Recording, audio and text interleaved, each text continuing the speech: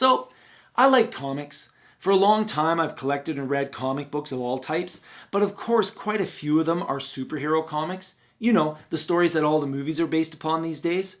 So what has that got to do with creative and critical thinking, you might ask?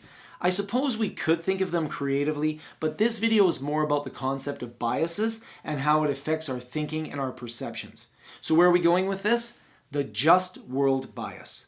The just world bias is a bias that presumes the world is just, that good wins over evil, that karma will come back to punish those that do harm.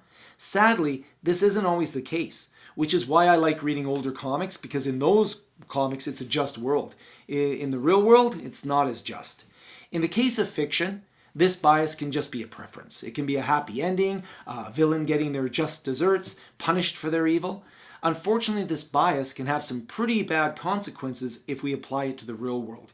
For example, when we hear of someone being the victim of a crime, the just world bias can enter into our thinking about the victim. We start to think that they must have been deserving of their fate, because after all, the world is just, and why would a good person suffer? They probably were in the wrong place, or hung out with the wrong crowd, or were a bad person. This can sometimes be referred to as victim blaming. It might also explain why the suffering of children or animals is especially hard for people to reconcile with the just world bias. This could, how could a child have deserved to have been hurt? How could an animal suffer because, they're innocent? If the world is just, then how can the innocent suffer? And when this enters into other areas of our lives, this bias can cause us to start confusing the just world with meritorious ideas, such as the idea that if you work hard, you will succeed, because it's a just world.